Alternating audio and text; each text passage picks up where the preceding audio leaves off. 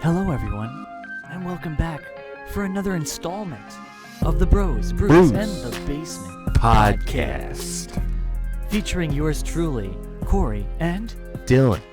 Whoop, whoop.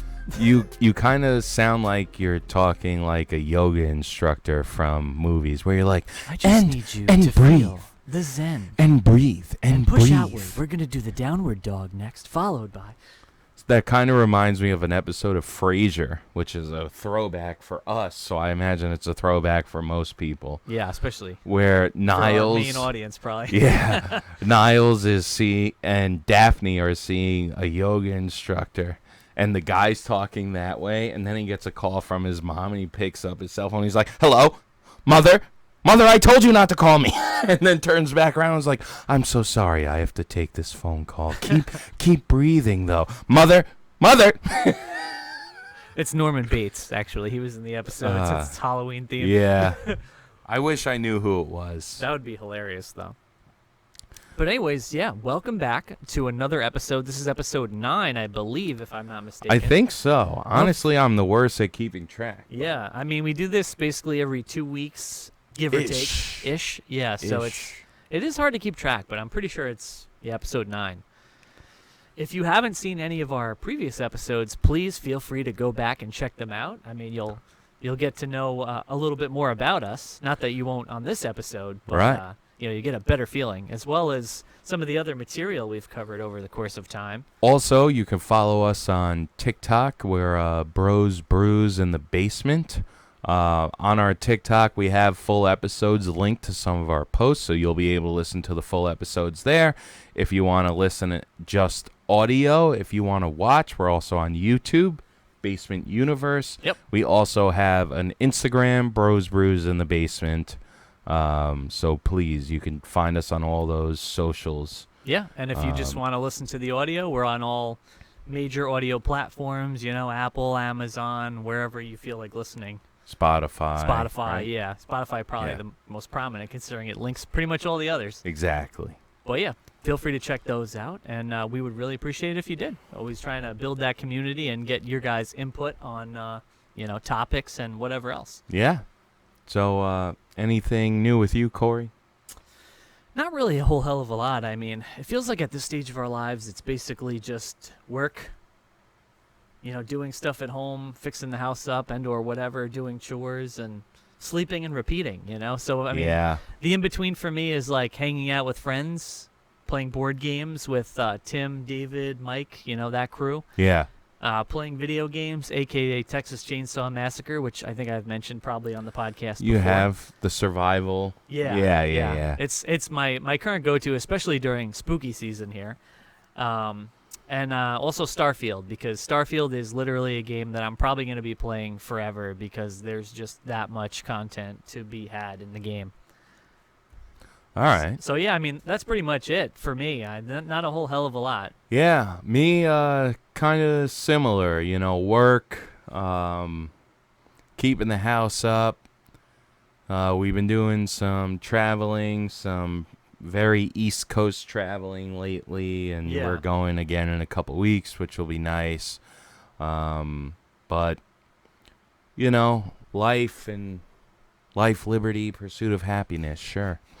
It's always important, though. You gotta pursue that happiness, It's ever elusive. I'm pretty fucking happy. I'm sorry. Bleep that out. I'm pretty damn happy. Right? Because we got to be careful of the profanities. That's apparently. Okay. We got flagged originally, and then it's like a day later, it was just like gone. Flag. Probably because they realized we weren't getting enough views for it to matter. Yeah, they're like, whatever. Who cares? Okay, so don't bleep that out. Or do, but either way. Sure. There he is. Right there. But, life's pretty good. Life's always pretty good, thankfully. Always a plus. No complaints. Yeah, I mean, we're at that stage of our lives, too, where a lot of our friends are having kids and everything. So it's just been a lot. It feels like a lot of, like, newborns and just, pregnancies and stuff like that. A lot of young children joining the group. Yeah, expanding. We're definitely having a second generation of Basement Universe, which would be cool. Very exciting. Hopefully someone has a good basement to hang out in. Yeah. I have a good basement, but you're not allowed at my house because I want to sleep. And I know what we were like when we were younger, and your parents definitely did not sleep on many a nights. Probably So. not. Probably not. Probably more so my aunt, considering she's right above. Literally. Yeah, true. Well, either way. Sorry, Mom and Dad and Colleen. We love you, though. All right, so yeah, that's as far as what's up with me since our last episode.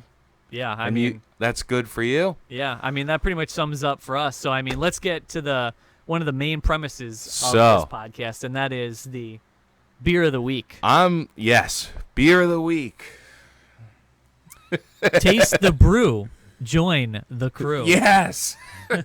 You remembered one of your 15 monikers. Yeah, I remembered, guys. So there it is. Shirts will be some point if we get enough likes and subscribers. Yeah. Hopefully one day in the next at least 10 years. That'd be so great. I'd love that. Well, either way, Would you like to see that, Lee? Would you like to see that? Would you like to see that, Jackie? It's Lee, goddammit. His name is Lee, goddammit. Oh. Sorry. But seriously, here we go. Beer of the week. Don Cheadle. So we're sticking with a familiar foe in Voodoo Ranger right here. Yep. Zoom on in, whoever's editing. Yes.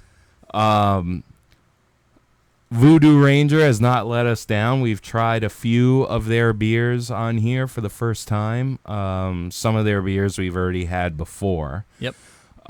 Personally, the pumpkin beers I'm always sketchy on. Yeah. Sometimes pumpkin is kind of like banana to me, where once pumpkin's in something, all I taste is pumpkin. I don't taste anything else, and that's how I feel about banana.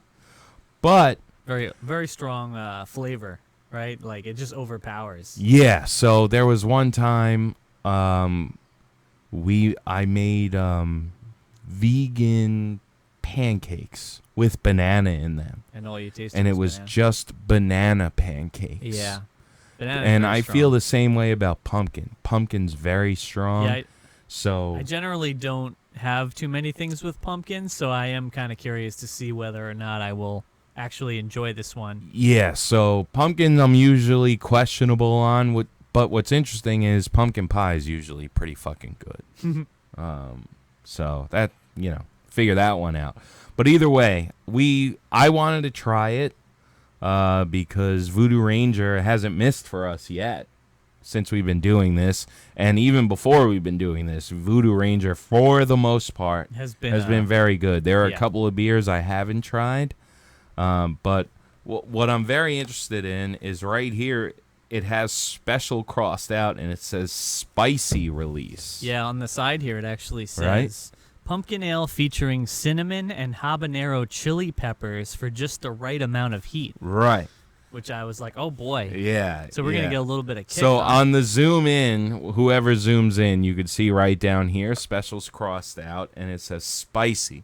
So not only is it pumpkin, it's also spicy. Interesting. Right? So I'm not sure. I know Corey's always a huge fan of the art.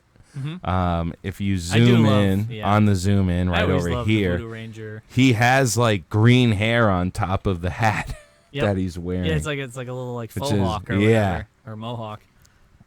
So the Voodoo Ranger art is always It's all about. always coming in clutch. I'm all about I just it. want to know the bottom is just regular plain. generic Yeah, it's like advert. He's kind of like a post-apocalyptic looking dude. But yeah, so I figured we'll give pumpkin a shot. Yep, we got. That's the point of the podcast, is to try some beers we haven't had before, and I haven't had this. Me neither. So 6.4 alcohol. That's the percentage. Right, which I So- feel like for Voodoo Ranger, it's not as strong. Yeah, it's pretty low. They're I feel like. usually around 7%, a little bit more. So maybe this Yeah. I don't know. Toning Went it a little down. more taste, I don't know. But Nope. either way, we figured we'd give it a shot. Yeah. And Crack these bad boys open. if you're listening and or watching this at home, please feel free to crack open a drink of your own choice and join us on this journey. Yeah, so the cans are pretty orange. They say Atomic Pumpkin with the same gentleman on the front that's on the box. Yeah, look at that. He's got some, like, I don't know what those glasses are. What are they the same glasses that, like, Becky Lynch used to wear on her walkout? Probably. It's similar, right? We're just going to call them hipster glasses. That's the hipster best. Glasses. He's got of his teeth that are in his skull, he's got a fake tooth in the front, it's like a gold if you one, noticed. Right? Yeah, I think, right? Or no? Oh, actually, Yeah. this one doesn't look gold on here. Well, kind of. I don't know. I think normally He's got a leather jacket on with spikes on the shoulders. Yeah, that's why I was saying it's like Mad Max, like almost like post-apocalyptic. I feel There like we go, that's spilling some beer. It wouldn't be a podcast episode without some spilled beer, right? I feel like that's their general style. Like a lot of their artwork could fit in the Mad Max realm. Clarice. Or Hannibal Lecter. Some Voodoo Ranger and Chianti. It looks good. Oh, So, what are you expecting this to taste like? pumpkin. Yeah, right? I truly don't. I don't know. I don't really eat anything pumpkin flavored, so I don't generally know what to expect. What do you feel about pumpkin pie? Have you had pumpkin pie? I actually don't really remember. I probably did at one time, but I honestly don't recall the taste. I'm sure I've had pumpkin at like some point, but it's been a long time. So we got this frozen pumpkin pie. We went out east to this place that's famous for their pies, like everywhere all the way out east is for. Yeah. And their frozen pies were half off, so we bought a frozen pumpkin pie. And then we followed their instructions as far as prepping it. And we had it, and it was damn good, which is interesting because, like you, I'm not a pumpkin fan in general. So that's another reason I wanted to try this is I wanted to try a beer that on its face is something I more than likely would assume I wouldn't enjoy. Yeah. And that's what we're all about here, trying new beers every week. At some point, whenever it is I get around to making a list of all the ratings, it'll probably be here in the background at some point. Yeah, hopefully. Yeah. We always say we need to figure out our ratings because we underrated the Citrus Voodoo Ranger. Yeah, we did. We re-rated it in one of the other episodes, and yeah, it's probably like our highest rated probably one the best besides one. when Kim was on with us and rated Oh, the Loyal Lemonades. Yeah. See, So. I called them Lyrical Lemonades for a long time, like you were going to say. I was just going to say, because but I think that's a label. That's a music Yeah. label. So Lyrical it's okay. Lemonade. You fell into the I trap. fell into the trap hole. They activated their trap card, and I fell right into it. All right, so let's cheers. Cheers to all you lovely people out there listening and or watching this right now.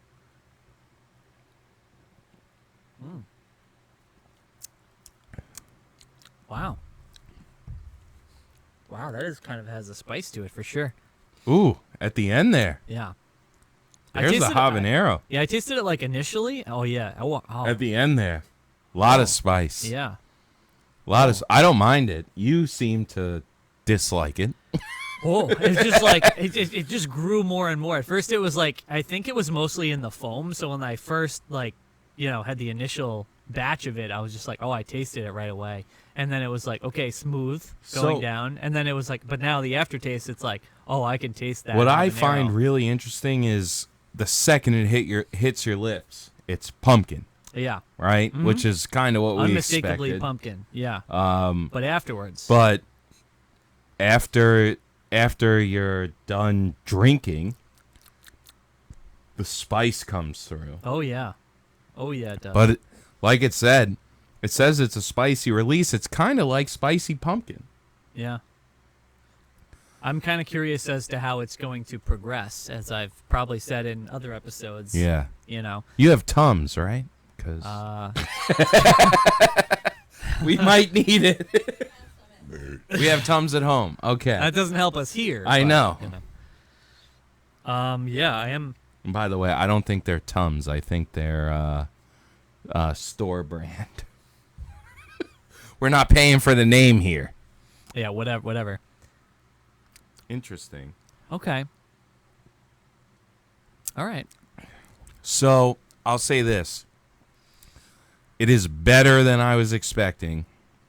Yeah, that spice at the end. My expectations were low because pumpkin beers, I love Oktoberfest. Not a huge fan of pumpkin beers. Yeah. But I still don't know how much I like it because to me, while the spice isn't bad, the spice is... It's strange. It just, I feel like it just takes the process of like enjoying the beer in like a different direction. I feel like it doesn't fit Yeah. because I'm drinking this beer. It tastes like pumpkin. And then once the pumpkin goes away, I get this rush of spice. Yeah, I could still taste it even now. And I've only had 2 sips. Yeah.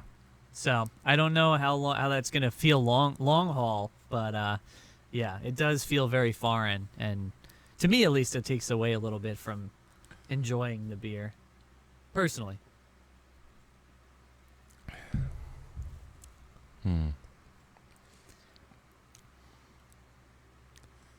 I don't know. I think I've reached a verdict for all right, if you want to go. I'm just gonna go with a 6.5 because I don't think that as far as like, what it is bad. I just think that the spice for me is what lowers it on the on my grading scale here. Yeah. Just because I don't know how much I would enjoy drinking this, like if I had a bunch. Like this might be great for like literally one and done. But yeah. Yeah. It's not gonna be my go-to. And I don't know how it'll compare to other beers within the seasonal roster, but I'm gonna give it a 5. okay. Fair. Thinking about where we've rated others, also with the fact that the spicy for me, just like you said, it takes away from the beer. It's odd. I don't think it fits. I think it would have been better if it was a very pumpkin beer with a cinnamon aftertaste and they forgot about the habanero. Yeah, habanero chili is just too much. So for me it's a 5. It's not a bad beer. I feel like I can't even taste the cinnamon. I don't taste any cinnamon. Yeah. Like maybe for a little bit, but it goes right from pumpkin to habanero. To hot. Yeah. There's the cinnamon is not. And you know what? It's not even that hot. Like I don't think it's hot at all. I don't care about the hot. I just think in this beer it doesn't fit. Yeah. Maybe on top of like a sour beer. Yeah, maybe. Or something to kind of level it out.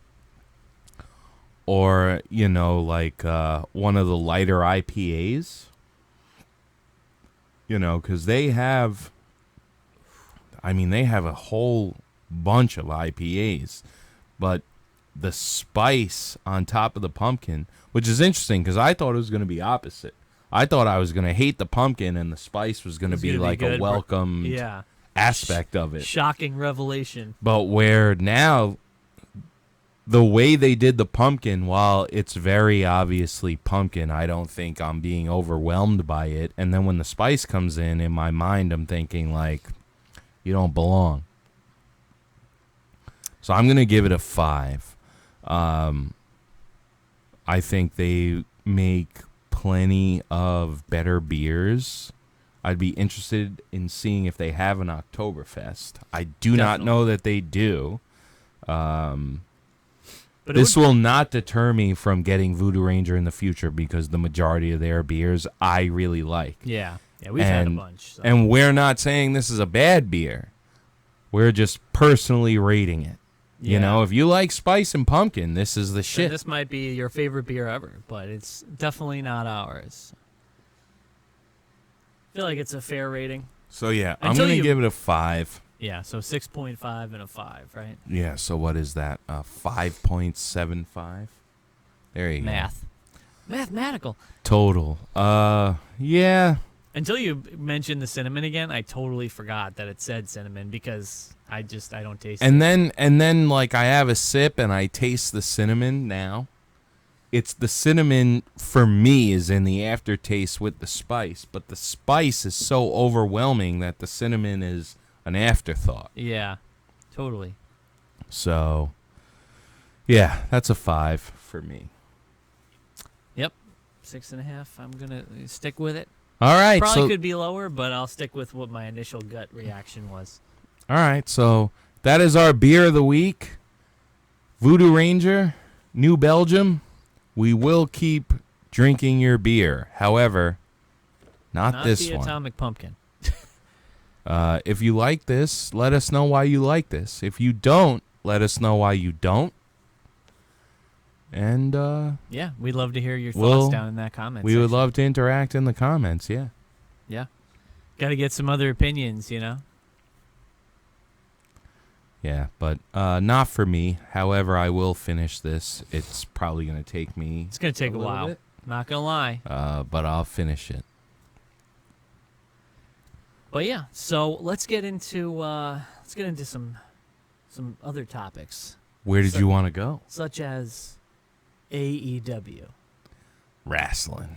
More specifically, Edge's big debut. Or in- Adam Copeland, or as Adam- you said, right? Yes, Adam Copeland. Can't say Edge because that's WWE. So what I find so funny is leading to the end of his WWE contract, he was talking about how his last event was in Toronto and ending in Toronto is the way he wants to go, and it's not a matter of money or that WWE didn't offer him a contract. He has a contract offer from them. Yeah. And people were like, oh, you should end your career at WrestleMania. And he was like, no, I don't even need that. Like, honestly, if it was the end of it right now, I would really be doesn't, good. though. Yeah. Which is true.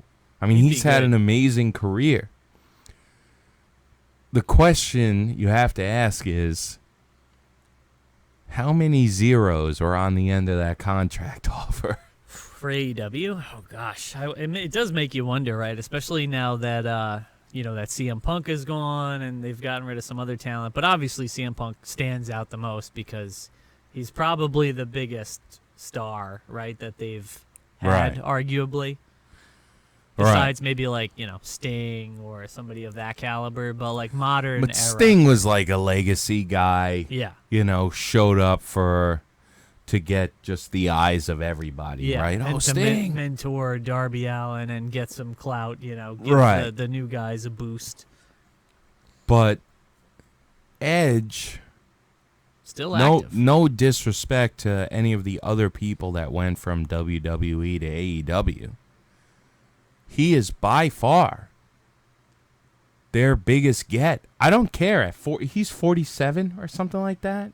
Or 45. So, I don't know how old he is. Yeah, I don't know either, but But even at that age, he's still their biggest get.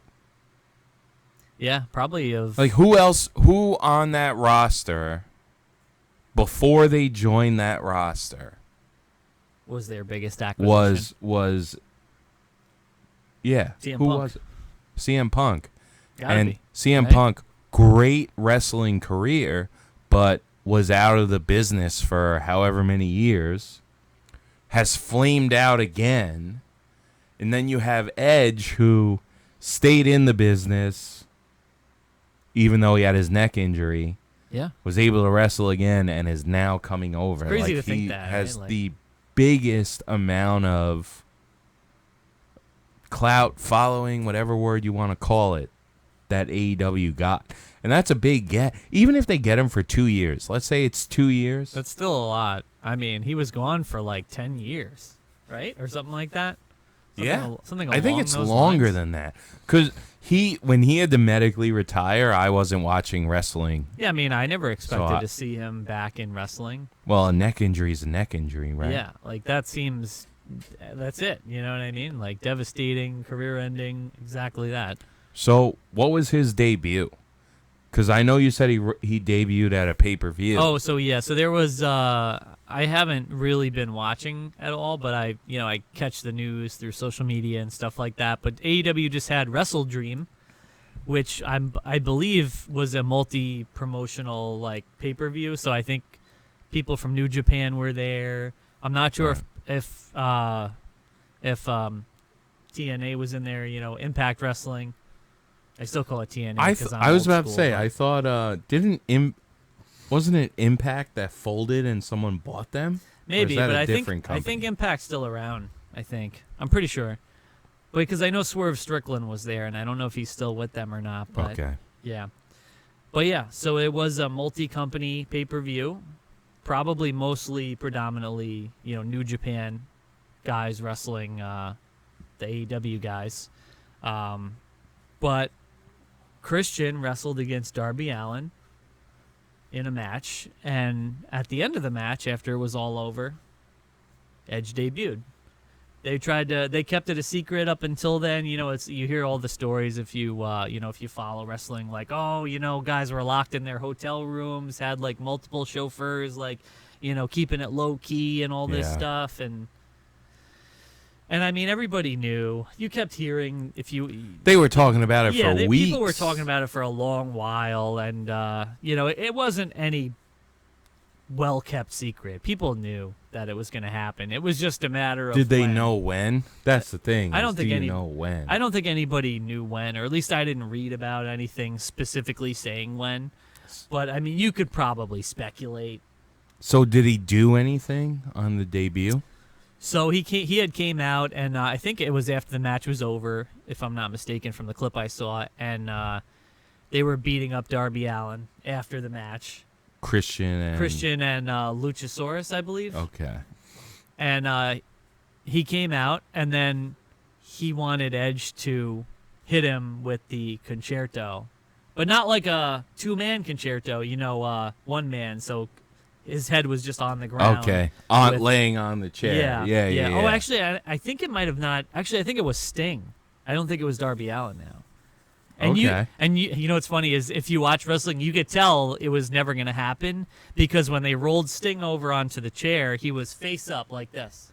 Oh, yeah. So and they always hit the concerto with the guy down face on down. his side. Yeah, so I'm like, there's no way this is happening. So that they can just clap the two backs of the chair without ever hitting his head. Yeah, so exactly. Christian gave him the chair and was like, hit him and do this, and Edge was looking around like they always do, like he's going to do it.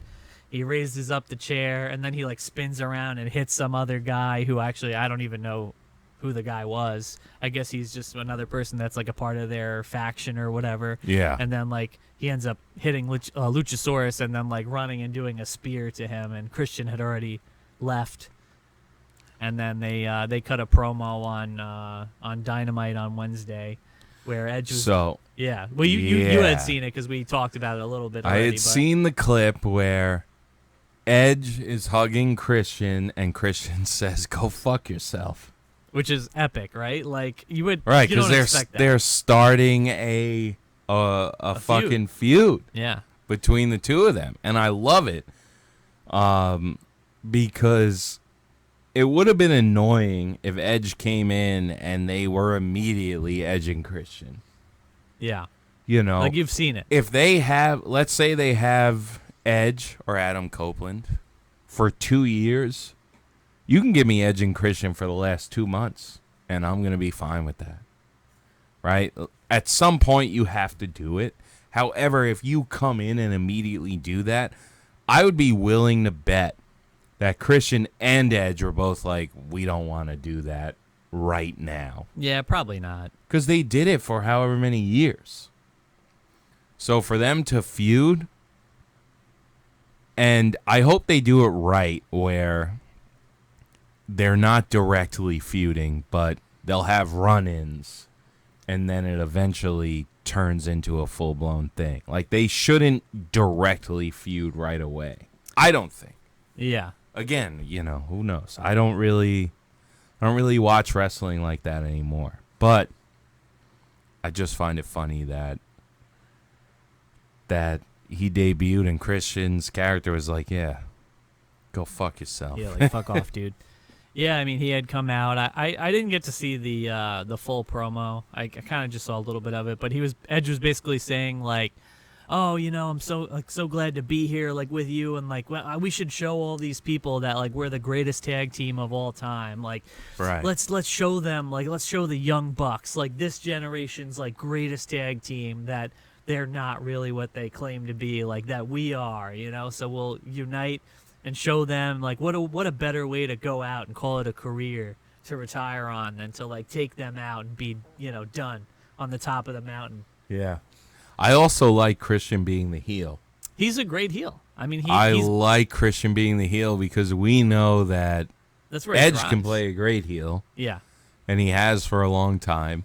I feel like they both have, because even in when Christian was still in WWE and he was getting a singles push, like kind of throughout his latter years, he could still cut promos with like the best people. Like when he was feuding with John Cena, when he had Tyson Tomko in his corner, he was still cutting sick promos. Tyson Tomko. Yeah. I don't even know who the hell that is. Yeah, he's a nobody. I mean, he ended up being a nobody. But yeah, like he was feuding. I think there was at one point there was a triple threat match between Jericho, Christian, and Cena, and all three of those guys can cut promos for days. A lot of good promos there. Yeah, and Christian's always been a heel. Even when they were Edge and Christian, for the most part, Edge and Christian were heels Yes. for like a good portion of it, Well, yeah. So I even during their 3 TLC matches, yeah, like they were the bad they guys. were heels. Yeah, The Dudleys were the anti-heroes, and the Hardys were the baby faces. Yeah, for sure.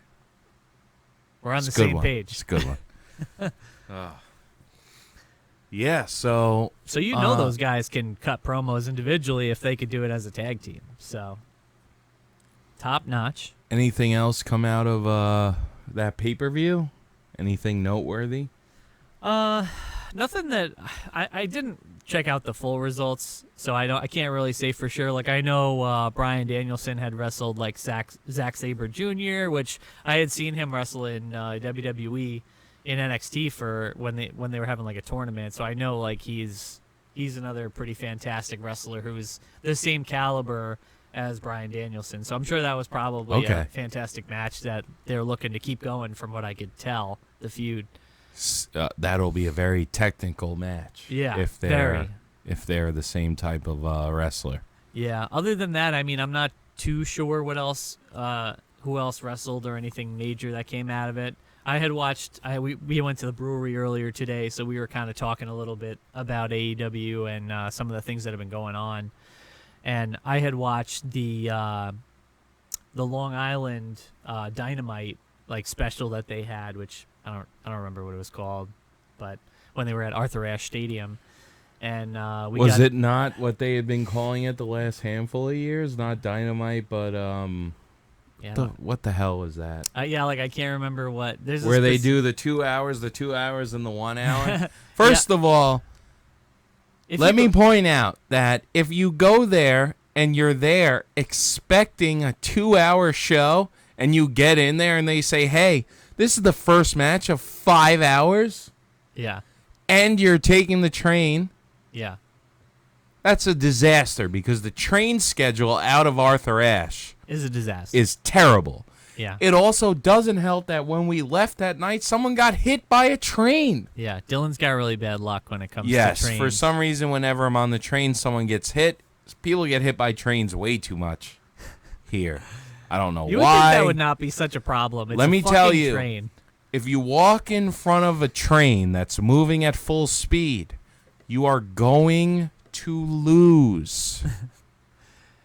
Do you hear me? The train will win.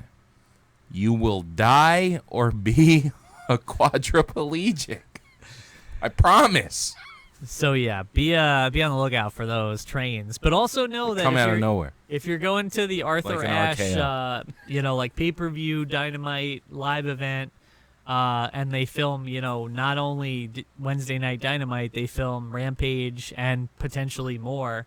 That you're probably going to be there for 5 hours, which When we had gone to the first one that they had, we had no idea. So we get there expecting to be there for like, maybe 3 or 4 3 hours. or 4 hours, and they were like, yeah, it's gonna be like 5 hours. Which means we're there for 7 because we got there an hour early. Yeah. So that's a really long time. However, that first match was Brian Danielson And Kenny Omega, and they wrestled to a timed draw, 30 minutes. It was a great match. Great match. But yeah, so be aware of that if you're going to any of those shows. But I think you were getting in for MJF, right? yeah, so I was going to get in for MJF, and also I was going to touch on Jon Moxley as well. Just because those were really like the two noteworthy things that like I happened to see when I watched.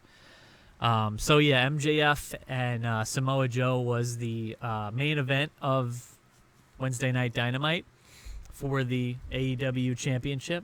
Great match, great back and forth. There was plenty of times when I thought it was legitimately going to be over, and it wasn't. Come down to the big finish. There was a storyline where Adam Cole was being distracted constantly by I forget the guy's name. Somebody was like in the hospital. I don't know if it was like Rodney or something like that. People will probably tell me in the comment section, if not Chris. And anyways, we'll go with Rodney. Yeah. So he ends up running down towards the end of the match, and the ramp was elevated so that you could just run straight basically into the ring. So I gotta point out that I don't like that ramp. Yeah, but me either. Do they have that ramp because the places they're in are too small to have the ramp that just basically terminates on the ground for them to run in at the, at normal height? I do not understand why they have the ramp that goes directly to the turnbuckle. I don't know either. Not the turnbuckle, the apron. Yeah. Unless they're they specifically do that for spots for the wrestlers. I don't know. So if you're thinking about, like baseball slides and maybe like running, dives through the ropes from that, like sure. But I don't like it because they don't do it every show. Yeah. I mean, so then when they do it, should I be expecting those? And if I don't get those moves, why is this ramp a thing? I don't understand why they think that's a thing. Your guess is as good as mine. I truly don't know. But so Adam Cole, anyways, he's coming down for the finish, He ends up showing up even though nobody thought he was going to, and he awkwardly jumps off the ramp, and the camera work doesn't really do a good job of like showing exactly what's happening. You just kind of see him jump, and then when he comes up, he's hobbling on his leg. You could tell like he landed wrong, something happened, and he was, he still powered through and did the whole finish, distracting like Samoa Joe, and MJF ends up, getting the win. And then he's still celebrating with MJF afterwards. So it wasn't a clean win. Yeah. It was, which I like. I will have to say that's their first match. Between those two? Like their first pay-per-view match? I'm not. I don't think they've had another one. So. With Samoa Joe being the dominant force that he's made his character to be over the last 20 or so years. And he's already a champ too. Like he has one of the ROH belts. Okay. So even more of a reason why if he was going to lose, he can't lose clean. Yeah. Because if he loses clean, then the whole factor of him being Samoa Joe doesn't matter because he lost clean in round 1. What's good about that is the next time they have a mixed pay-per-view, or even in 2 or 3 times, yeah, MJF can beat him clean then, or lose because of interference, and then beat him clean the next time. Yeah, it'll still be fine. You don't have someone lose clean on the first match unless you want to bury them, and you don't bury Samoa Joe. It just doesn't happen. Yeah. Joe's going to kill you. Never forget that, people. But, yeah, so in the end, though, the main point of, like, my little rant here or story is that, Adam Cole was hurt. Or at least he appeared something happened. And he played it off really well. He still went through all the motions and even celebrated with MJF, and at the end it was a clean like afterward celebration because Samoa Joe shook his hand. So it was like, but you could tell something was wrong with Shook Adam Cole's hand? No, shook MJF's hand. Okay. So it was, despite everything that happened, it was, So it's like the respect that you won, but I know the foolery you just engaged in. Basically. But yeah, so later on we found out that Adam Cole ended up like breaking his ankle or something like that. It was something along those lines that I read. And people were, you know how people can be, wrestling fans. They shit all over him like, oh, how could he get hurt on such like a stupid thing or whatever, and like blah, blah, blah, and they're bitching. And then, of course, Britt Baker comes to his aid on social media saying like, it was an unfortunate freak accident that somebody just lands wrong and breaks his ankle in like 2 places or something like that. Yeah. And then, like, he still went through the whole end of the match and was, like, hobbling around, not even showing a grimace of pain on his face, for you. And you're complaining about it. Well, I can't stand fans. It does not matter what you are a fan of. Wrestling, sports teams, some other shit. It doesn't matter. People will find a reason Fans to bitch. Are absolute idiots. Well, yeah, and wrestling fans are some of the worst. Wrestling fans are so stupid. Wrestling fans are some of the few fans that are like, I'm going to rush the stage and attack the wrestler that I really like. Like, what kind of nonsense right? is that? So, thinking about it off the top of my head, I can think of Stone Cold getting attacked. I think it was Seth Rollins got attacked within the last couple of years. Yeah, he did. By some fucking fat-ass guy in, I think it was in New York, if I'm not mistaken. Triple H beat up a guy once when we that were attacked watching. Stone Cold. That was the guy that attacked Stone Cold. He legit punched, Triple H fucking laid into that guy. Yeah. And Triple H being 6'6", like 235. Yeah, he wasn't fucking around. I'd like to see somebody try that with Brock Lesnar. I just don't understand wrestling fans. Like, you're there to watch a show. They put the show on. You know it's a show. What are you getting upset about? It's a physical performance. Did you lose your parlay? Right. First of all, if you're betting on wrestling, you're an asshole. But not only did the guy break his ankle in 2 places, according to his wife, right? I think they're married.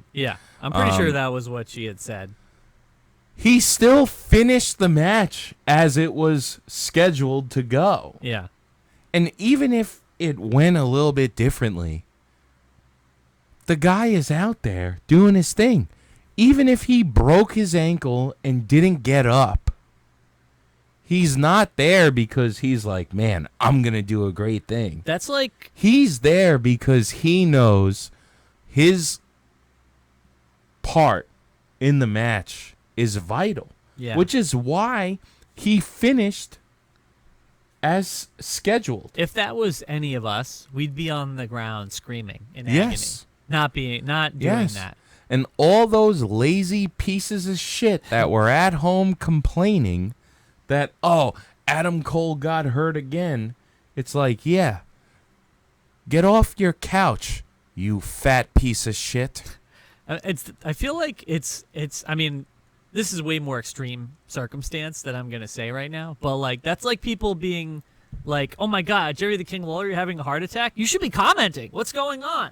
Why are you not?" Right. You know what I mean? It's like so many things that are out of your control. Do you really think he wanted to have a heart attack on live air? You think anyone that gets hurt wants to get hurt on television? Yeah, no. It just happens.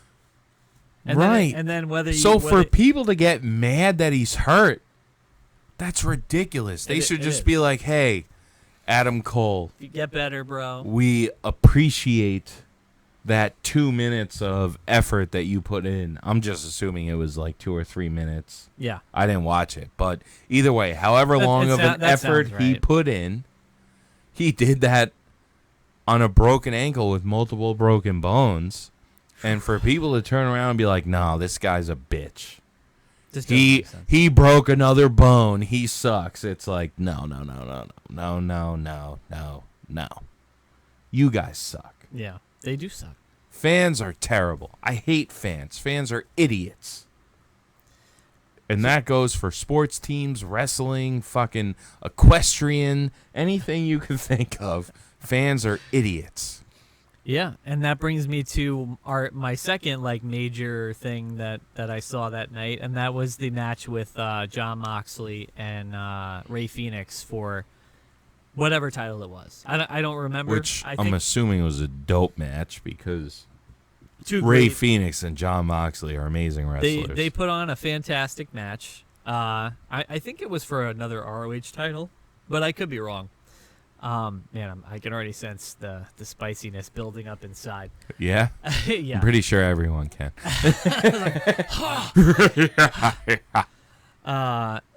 So they had a crazy match, but the end of the match again, in this particular instance, Rey Fenix ends up spiking Jon Moxley on his head for the final move, goes for the pin. Jon Moxley is clearly supposed to kick out at 2. Unresponsive. The referee stops the count and is like, checking the shoulder. He's clearly pinned. There's it's not a question. So he's anybody's out. mind. So Rey Fenix automatically just basically kicks him out, picks him up, does the move again, goes to the legitimate finish where it's 1, 2, 3 because clearly something happened. I guess Jon Moxley landed on his head wrong and was knocked out because he was receiving legitimate medical attention. After, and you could always tell because the camera never focuses in on that. No. They focus when the on, medical attention is fake, they're like, "Oh my God, here come the EMTs. The EMTs are running out here. They have stretchers. They got a neck have collar backboards, and everything. Yeah. neck brace. I was gonna Oh say my neck God, board, they I'm have a like, helicopter." backboard, yeah. We knew what you meant. And it's just like what I always helicopter. what I always find interesting is the EMTs always have some very ambiguous badge on, but they never have anything on them that tells me that they're actually an EMT. Well, me being a paramedic, and but when the real EMTs come out, all of a sudden the commentators are like, "But we're gonna go over here to see what Let's this check out guy's Rey Fenix doing." celebrating. He said he was gonna win. Yeah, he won, and he's only staying in this corner of the ring, and we're not sure why, but We're it so doesn't happy matter. for him, and Pentagon must be home watching him right now, thinking this is Right. amazing. Well, yeah, so that was how long another- ago? Last week? Yeah, I think it was 2 weeks. So before the pay-per-view, so not this past Wednesday, but Have we Wednesday seen before. Moxley since? He might have wrestled at the pay-per-view. I'm not sure. Oh, that was before. I thought was that was before. at the pay-per-view. No, it was before. So so he wrestled on the Dynamite special. Oh, okay. And then they had the Rampage special, and then that Sunday was Wrestle Dream. So I don't know if Moxley ended up competing, but yeah, he was legitimately hurt, which we found out the next day. Well, let's hope he's all right. Yeah. I'm sure he probably is. He definitely got his bell rung. Hopefully not a concussion or Yeah, anything, but maybe a small one. there's a reason pile drivers got outlawed in the 90s. Yeah, I mean, he basically did a Michinoku driver, which, it still does. It's a pile driver. It's still supposed to spike you on your head, but it's supposed. I mean, the way it's done, you would think the impact on the head would be minimal, considering it's between. You're up here, Right. and getting pile driven downward. So you would think okay, you're gonna short it. You know what I mean? So that the person is mostly just by your crotch, Right. right? But in this case, he legitimately spiked him down, and Well, I hope he's okay. yeah, and honestly, that brings me to kind of another thing that I had brought up to you, which we're not going to do now, but maybe we'll do later on. But there's been a lot of botches in AEW. I feel like more so than you see in WWE.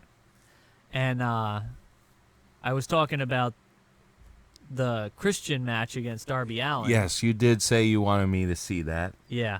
So I mean, maybe I'll clip that in here at some point when we watch it. But that was another. Well, I was thinking, brutal. like you said, we would do it a different time, me, you, and Steve. Yeah, we could do it later, and maybe I could just drop it in here and see and just show the reaction. But it's If you watch that match and you saw the part that I'm talking about, or if you hear me talking about this and you've seen it, you know what I'm talking about.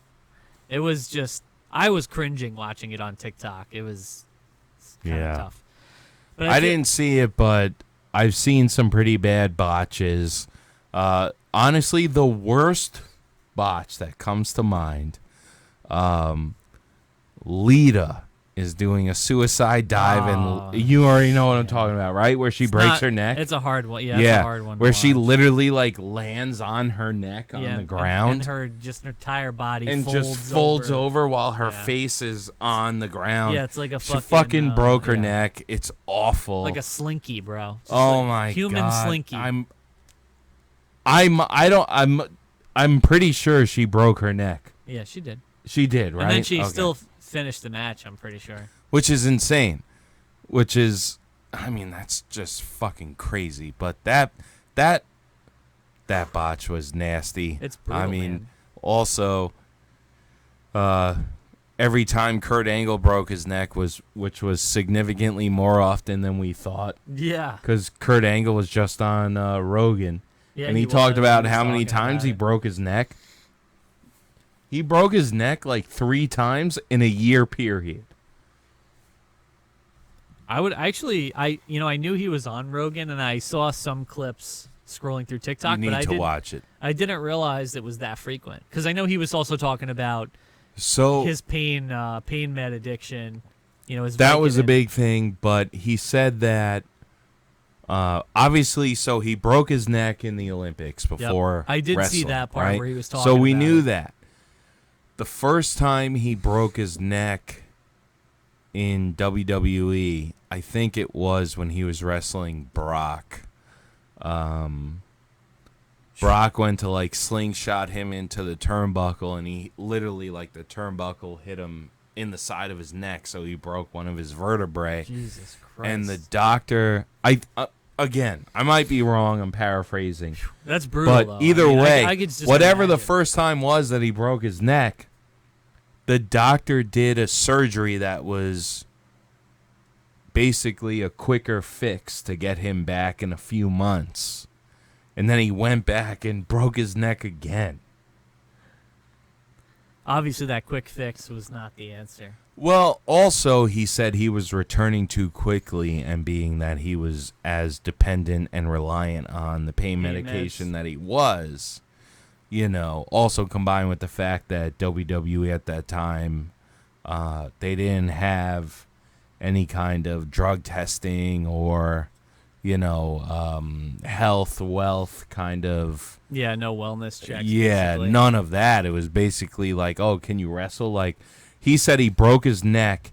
He was supposed to drop the title to Brock after he broke his neck. Like, the plan was already for him to drop the title. He was going to drop the title to Brock at WrestleMania. He broke his neck, and then they wanted him to get squashed on a Raw. And he was like, no, let me wrestle it out at WrestleMania.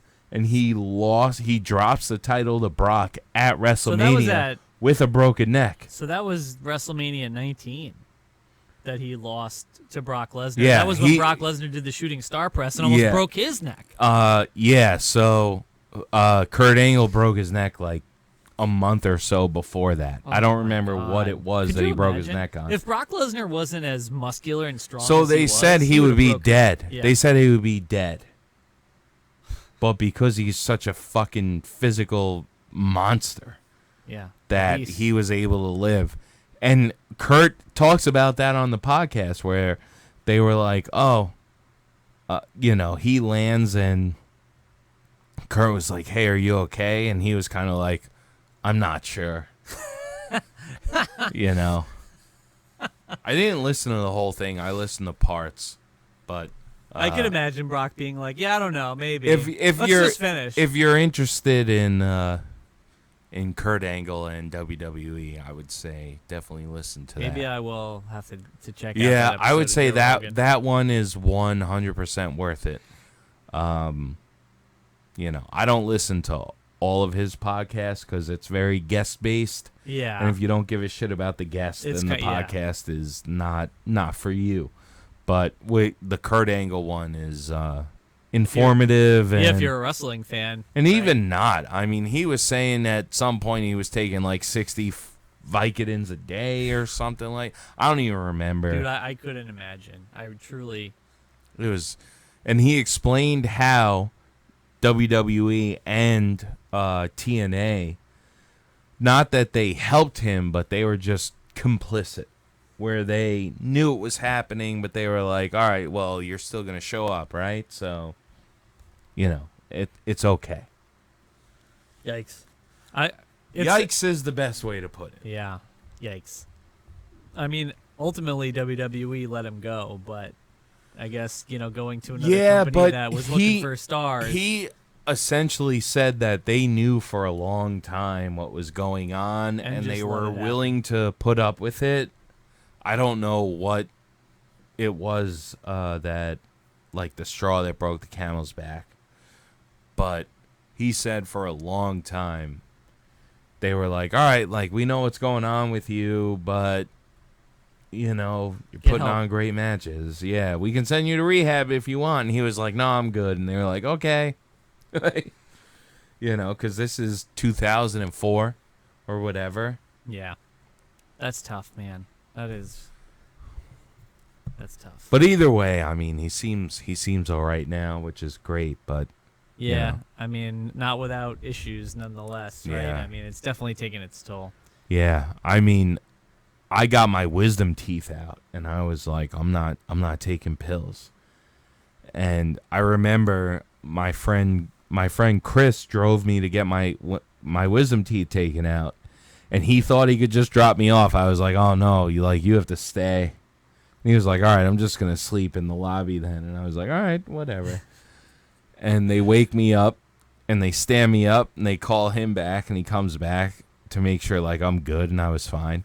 And the doc was like, I'm gonna send some Vicodin to the pharmacy. I was like, you don't have to do that.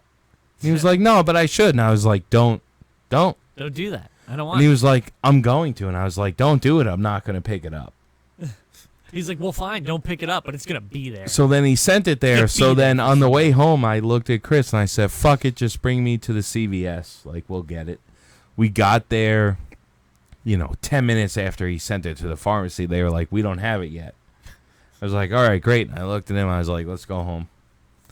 He brought me home. And then, like, the next day, I got a text message like, hey, your Vicodin's here. Yeah, for pickup.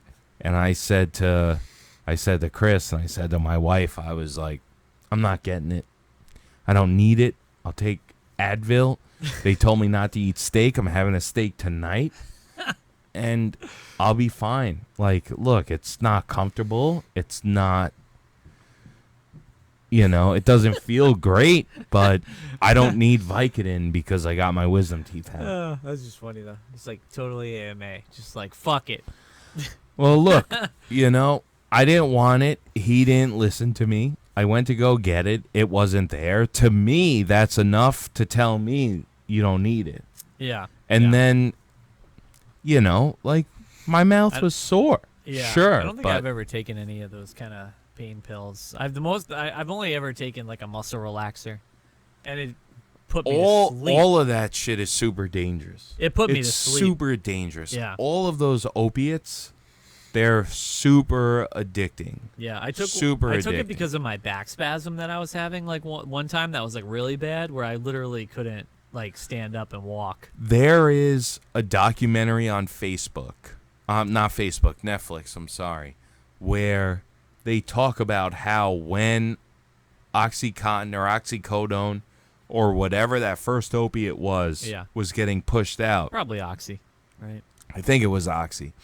That the company told the pharmaceutical reps, they were like, just say it's not addictive, because it's not.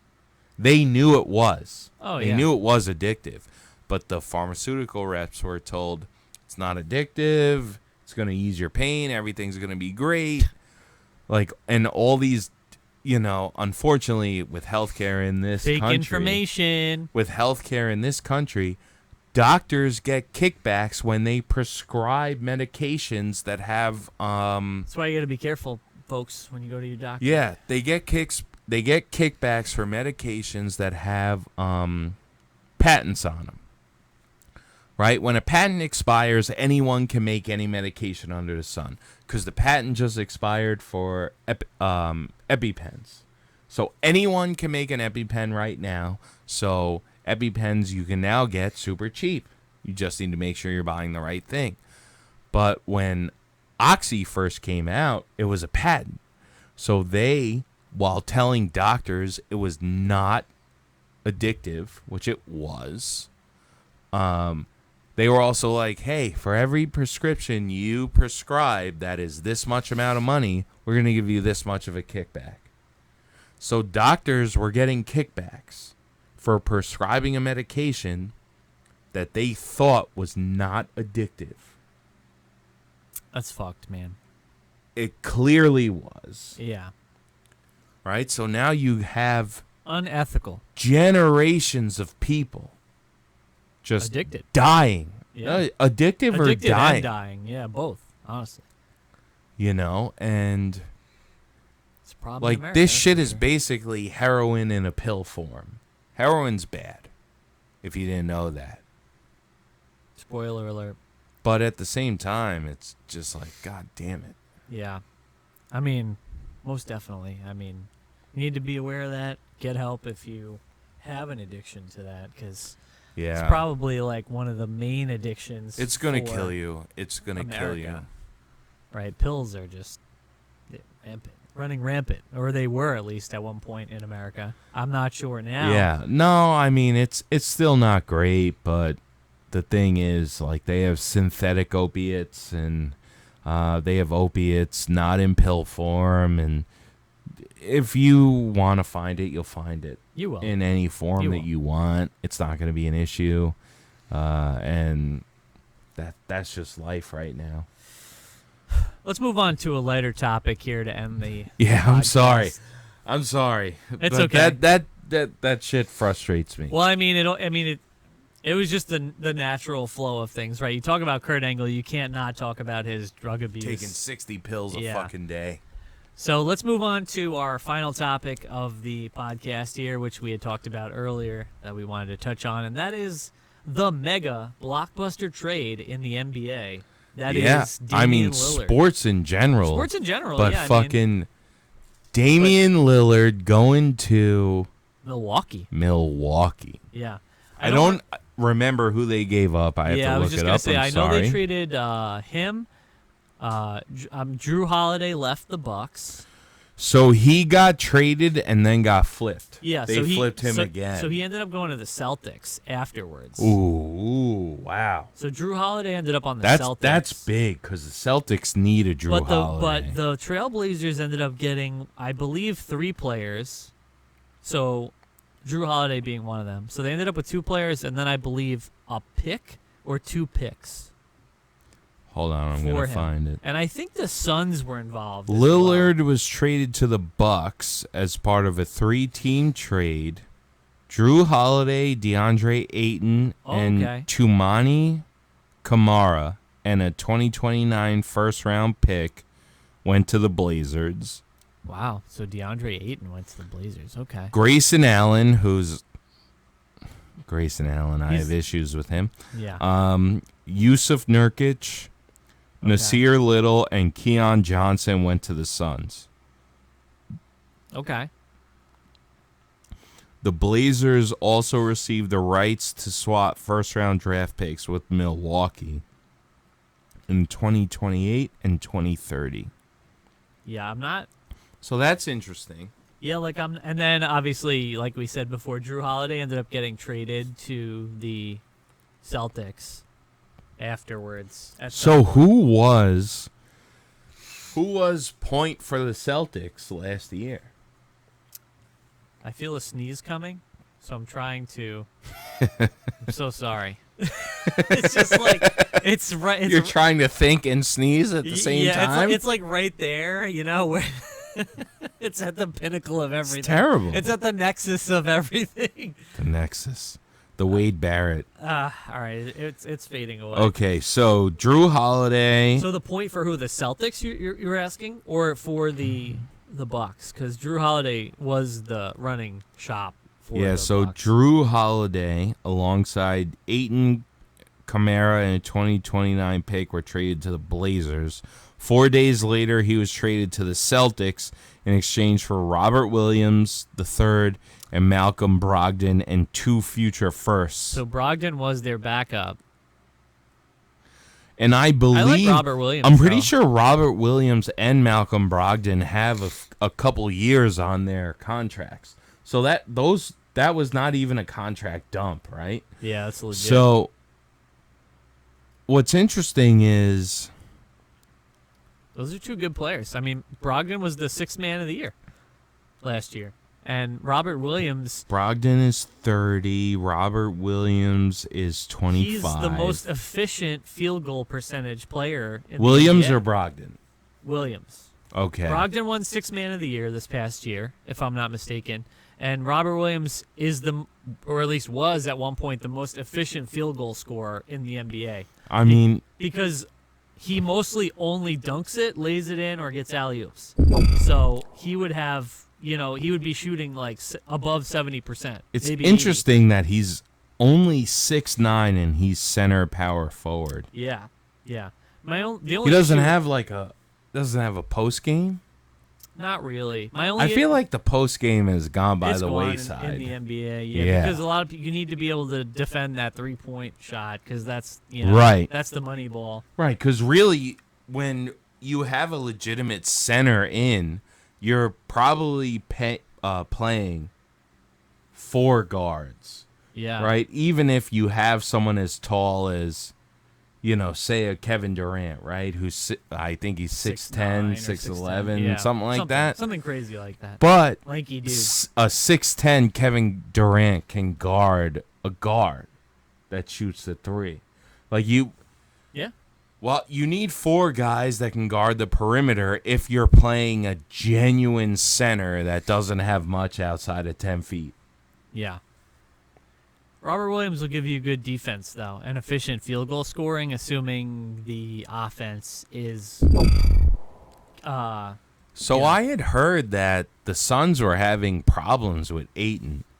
But I only thought- heard it after the trade happened. I thought they had wanted I don't to know get what rid of him happened. the year before. So the fact that he re-signed after they had gone to the championship and then, lost, I was surprised that he ended up sticking around because they sure made it seem like he was going to be gone because Right. of contract negotiation issues. So the fact that he got, traded ultimately now doesn't surprise me at all. It also makes me wonder if they had an issue with him, but they knew that they needed to keep him. So when they did trade him, they got a return.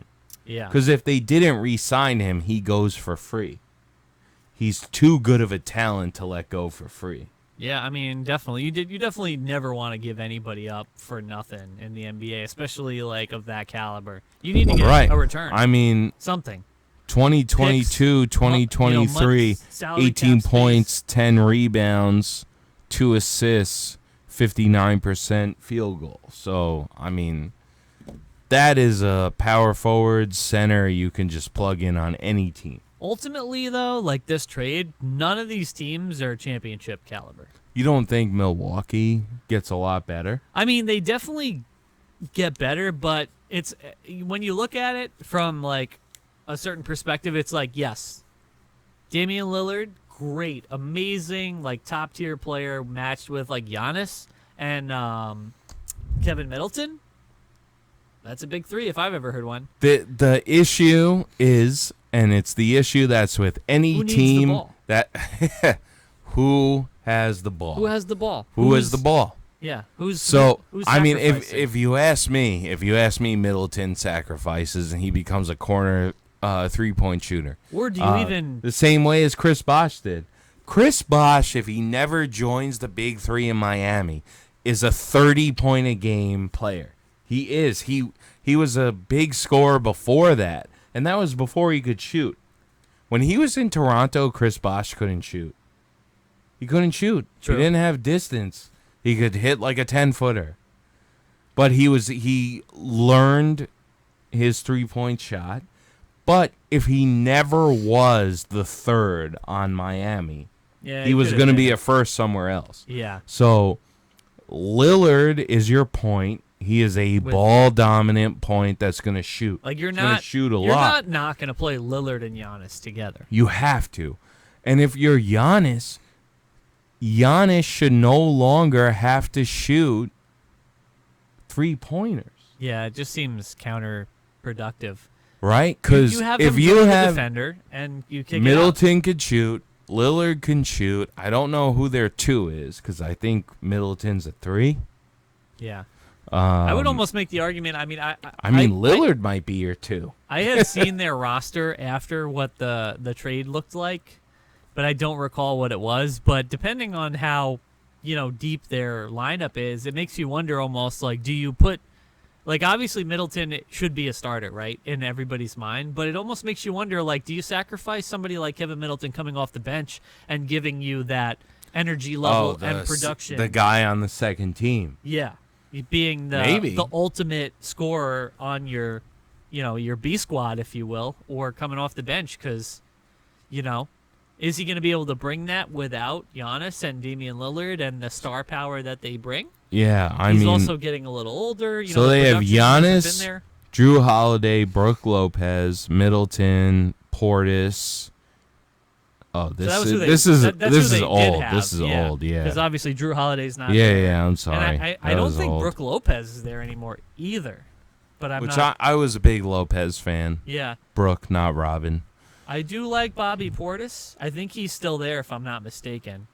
I feel like Crowder's there, also, but I could be mistaken. Jameson. Yeah, but I think. Because think about the East. Who won the championship last year? It's a great question that I don't have the answer to. Exactly. I don't even remember. I'm totally blanking. Didn't the Heat lose to the Nuggets? They lost to the Nuggets. Yeah, the Nuggets. Okay. So you think the Heat are better than the Nuggets right now? Do I think the Heat are better? I'm sorry. Do you think the Heat are better than the Bucks? The Heat are not better than the Nuggets. Yeah, obviously not. I don't know if they made any moves in the offseason, but I would say yes. As far as depth, if Miami's bench players, the guys coming off the bench and their role players on the, on the starters. I mean, I don't even remember who they are now. It's like Gabe Vincent and some of those deep players. Yeah. If they play up to that caliber that they played to in the playoffs, then yeah, for sure, definitely. I think they're better than the Bucks. They eliminated the Bucks in the first round, and I had the Bucks winning the championship last year. Right. So, I mean, Miami is one of those sleeper teams that nobody gives them enough credit for being good, I think. And that kind of brings me to the other thing that I had brought up to you earlier that I wanted to say in the podcast, but that is that originally Damian Lillard was pegged to go to the Miami Heat. Well, he said only trade me to the Heat, and then the Blazers were like, we're gonna trade you anywhere but Miami. Yeah. So after the trade went through, none other than Jimmy Butler was accusing the league to do a investigation for tampering of some kind with Milwaukee and Portland, because it seemed like Damian Lillard was going to go to the Miami Heat and make them a championship team. So when it didn't happen, obviously he was very outspoken about it on Twitter.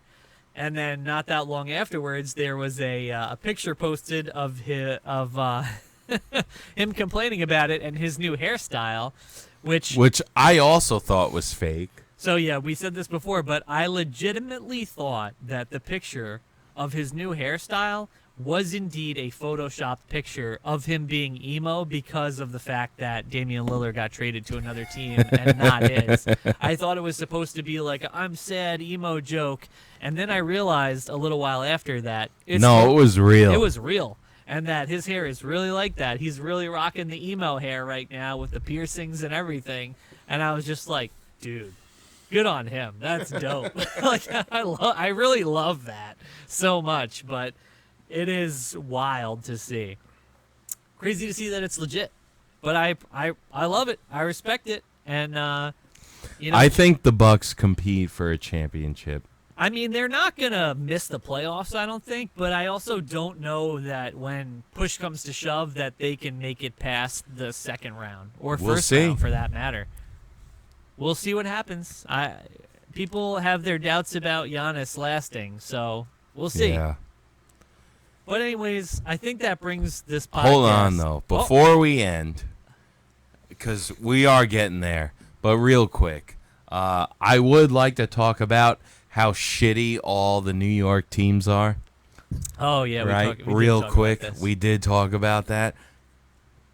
New York teams are so awful right now, just in general, when you think about it.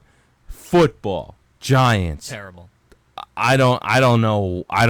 The worst. I don't know what's going on with that. Might be worse than the Jets. Oh, no, they're definitely worse than the Jets. There's no Jets doubt have a about good defense, that. from what Jets have a good defense, I would say. Not a great defense. They had a great defense last year.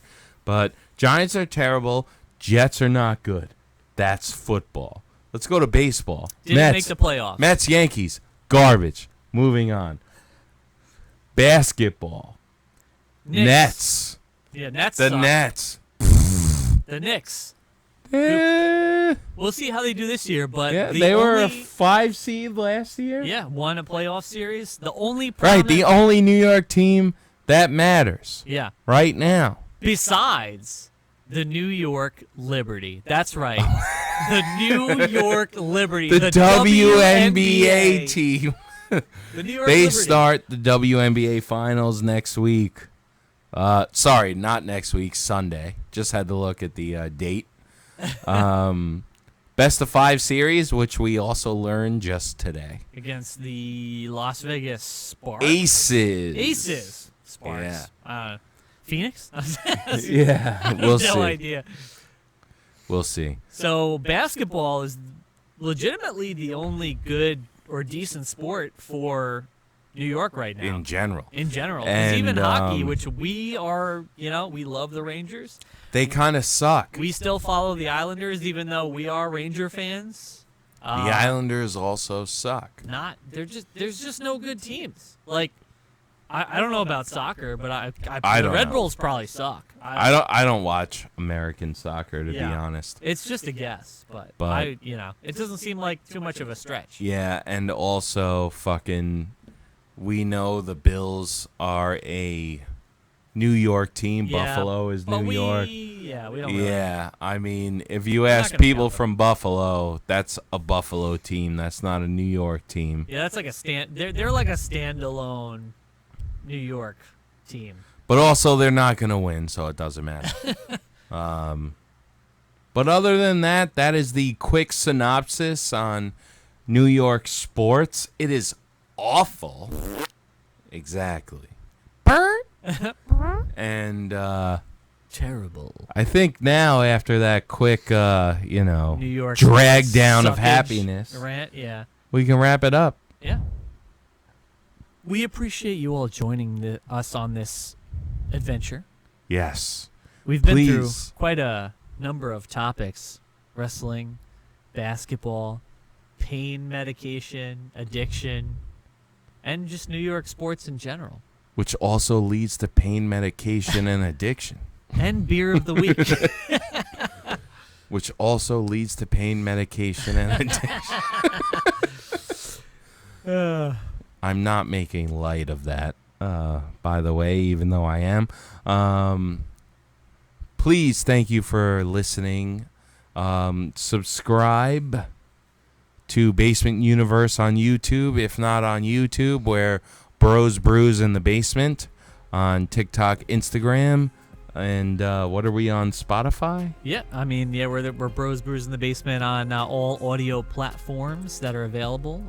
You could click any of the links in the description to follow us on any of those platforms that were just previously mentioned. And please let us know in the comments if you want us to try any beers or anything like that, or discuss any topics. We're welcome to do that as well. And with that being said, I mean, I think we're pretty much done. It's been a struggle to get through this beer, I'm not gonna lie to you. Yeah. It's gonna be It's not rough. great. Yeah. Cheers. Cheers, and have a good night. Thanks for watching. And or listening.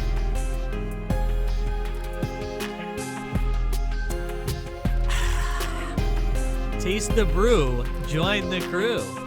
Hey. Nailed it. Bam.